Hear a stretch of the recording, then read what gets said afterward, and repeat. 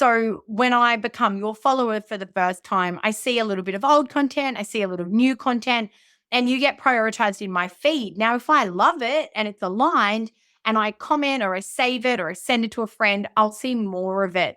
So you've kind of got 2 weeks with every new person where you're getting a little extra help to make a really engaged and aligned relationship that will keep them going. So when we're sending people across from paid, when we're gaining new followers from paid, there's a real opportunity through great organic to keep them as a longer term, highly engaged follower.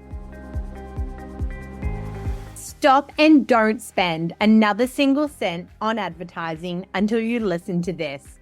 I'm Marianne Amies. This is Ready, Set, Paid Ads, digital marketing for paid ad success. Let's go. Welcome to another episode of Ready, Set, Paid Ads. Today, I'm talking about why building an organic presence is going to help your paid social media, and even how your paid social media is going to help your organic presence. So it's no surprise if you've listened to this podcast for a while, I don't believe that running ads is a magic bullet.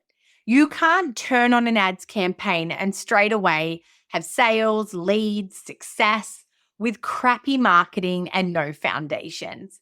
What paid can do, and talking more about paid social today, what paid social can do for your business can be truly life-changing. It can help you identify target markets, get in front of them, and take them on a journey to conversion. But there is still a relationship between organic and paid that is mutually beneficial but need to be mutually developed. So what can building a strong organic social media profile bring to your paid social media ads success? A strong organic presence can help you identify who your offer is best served to. When we go down the path of ads and we start testing creative and we start testing copy, it's really amazing and beneficial if we already have a base idea of who resonates with your offer. And that's where organic can be great, because you can kind of start to feel who comments, who likes. I was going to say who shares and saves, but obviously we can't see that. But what sort of content gets liked and shared and saved? And in your analytics, you can also see some of that demographic of who follows you and who's engaged with you. So if we have a really strong organic presence, we can be very certain that the data in our platform is actually going to give us some insights about who we should serve our ads to. So we don't necessarily have to start at ground zero. The other great thing an organic presence does, it helps us understand what sort of content resonates. So this is again looped in with that, ideal client, but we start to learn the sorts of posts that garner the most attention, and that can really guide us in our paid ads efforts as to the sort of content that's going to cut through and get in front of that ideal client and get them engaging. We could also test a lot of content. So in the last 12 months, we've seen a huge shift from overly stylized ad graphics and assets to more organic style. So what is the best, stomping ground to test out that organic? It's actually on your organic profile amongst your most engaged consumers. So testing forms of organic employee-generated content, mini mic content in the showroom or in the office or out and about, that sort of real, I'm going to call it TikTok style content as well, but that real down-to-earth style of content. If you start testing that on your organic profile and seeing what works, you can pick that up and put it into ads. So there's nothing to say a great organic post can't then be used for a longer period as a paid post. I mean, I've had great success for fashion clients where an influencer is paid to create a reel, and we judge which influencers' reels get great traction. And then we pick up that reel and we advertise it. And the sales return on it is huge because we've already proven this influencer in our product is resonating with an ideal client So backing that in with ads and using it to back different segments and different audiences, the ROAS is, we've seen 6 to 10 ROAS on that sort of strategy. Yeah, a great organic presence can also help guide your creation of new assets. So understanding the themes, also paying attention to the questions that get asked on posts or questions that are coming through DMs or the comments. Often the comments around what people love about your product and service that they leave on social media is liquid gold inspiration for putting in your paid ads. I mean, it can be a matter of just screenshotting that comment, putting it back on the original asset and using that in ads, or creating those amazing pieces of feedback into other types of assets that you can use on your paid. But they can be, a great source of that trust and credibility. And, a great organic presence builds trust and credibility for new prospects. So if you're running paid ads of any volume and you don't have a great organic presence, you're creating a disconnect for your ideal client. They're arriving at your page and not feeling maybe what they felt in the ad, not feeling alignment, not feeling excited, not ticking the boxes that you are the right person or business to do business with.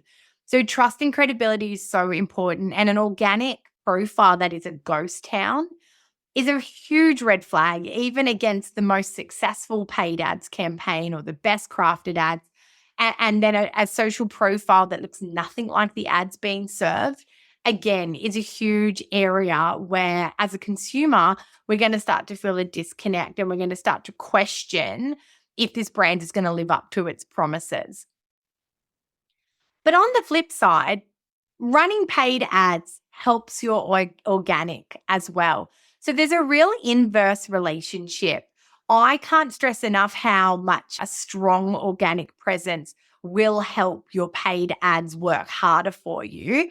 But there's all these great benefits that your paid ads are injecting back into your organic and the opportunity of your organic. So it's almost like, if you were ever thinking of running organic, running it with paid ads layered on top is going to mean you get probably a more successful return or a more successful impact than your organic was in the past when you ran it on its own. So, what do ads do to help your organic? They introduce new people to your brand. So, if you're just launching and you're trying to build an organic presence, you'll know how hard it is once you exhaust your friends and family to start to build followers and gain traction. And without sort of quite a dedicated posting schedule and a lot of reels and a lot of carousels, you're not going to grow at the rate you perhaps want. Whereas running ads is going to help that growth happen. And similarly, if you're a large business who has stagnant growth or isn't getting that kind of engagement you used to, running ads is going to bring new people to your account and again, renew that followership and help you build it. It's also not just going to bring people, it's going to bring your ideal clients. So using your foundations of understanding who is best served to do business with you and making sure your ads are targeting them, you're going to be bringing those people directly to your organic. And that's really important and for two quite different reasons. If you have a large unengaged followership, and I've talked about this before, 5 years ago, 10 years ago, it wasn't uncommon for businesses to buy social followers. I worked with an e-com brand where he did these big celebrity competitions that would guarantee 10,000 followers at a time. And it was the worst thing in the world. As the social media managers, we had absolutely no visibility of how our posts actually were going because we had a huge audience that did not give a shit about this business. They followed the page wanting to win a prize. They didn't win a prize. And, we were lucky if they left, but if not, they left that black hole in our engagement. And what would happen is a post that, say, before reached 5% of a small audience is now reaching 0.005% of a huge audience because nobody is engaging. What's worse, he went on to sell that business to somebody else, and that transaction or the new business owner really believing that this social following meant a thriving business, and it simply didn't. So that idea of building these huge follower numbers, at the end of the day, if those people don't want to buy from you, it's pointless. So, what your ads can do if you're in this situation is help you inject new ideal clients into your account and start to step by step recover your engagement rate by swinging the numbers in favor of those that actually want to buy your product. I'm not incentivizing people to follow you. They're finding you via an ad. And if it aligns and resonates, they're following you by choice. And that is very, very different to the strategies of a decade ago. And then, the other area where that kind of bringing your ideal client across is if there's a gap with who you're trying to attract. So you may have a good engaged followership, but you might be trying to shift a little to a younger age group.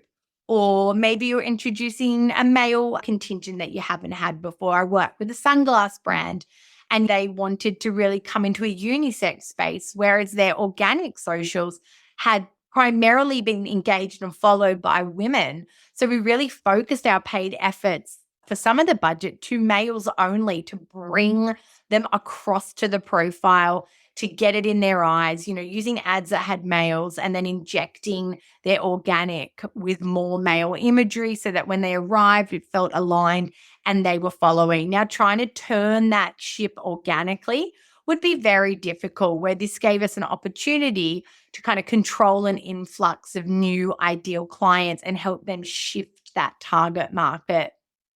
The other way that ads help your organic is it creates positive engagement.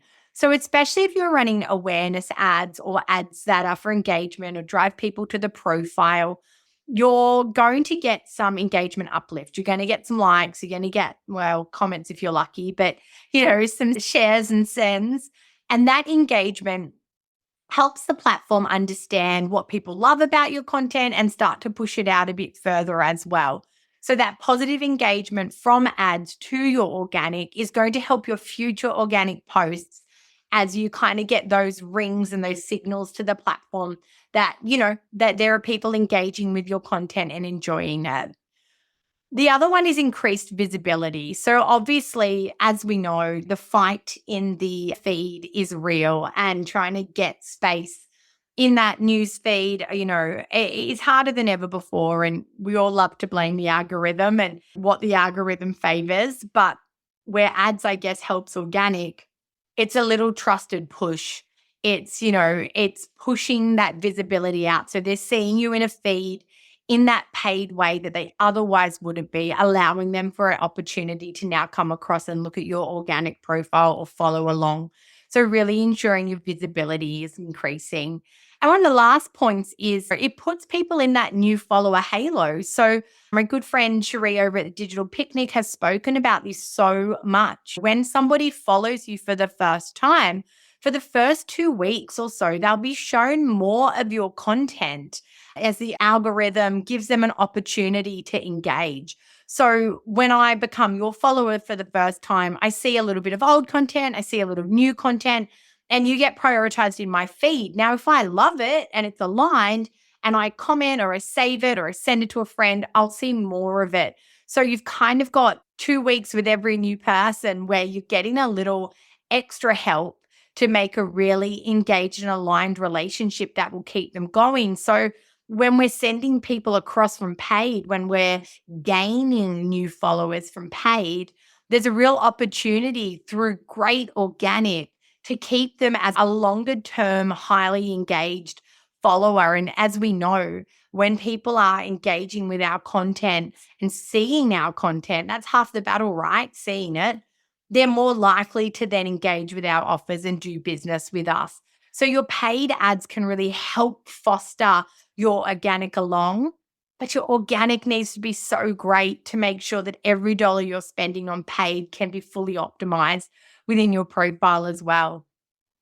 I'd love to know your thoughts. Have you successfully run paid ads with no organic presence, or do you run organic only and don't touch paid at all? I'd love to continue the conversation. Always up for a DM on Instagram or a note on LinkedIn. So reach out and let's talk some more. And until next time, I look forward to talking to you soon.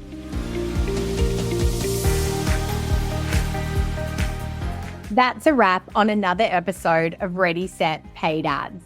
If you're looking for done-for-you services, training to upskill you in ads management, or free and paid resources to help you plan and execute better ads, head to wiseupmarketing.com.au.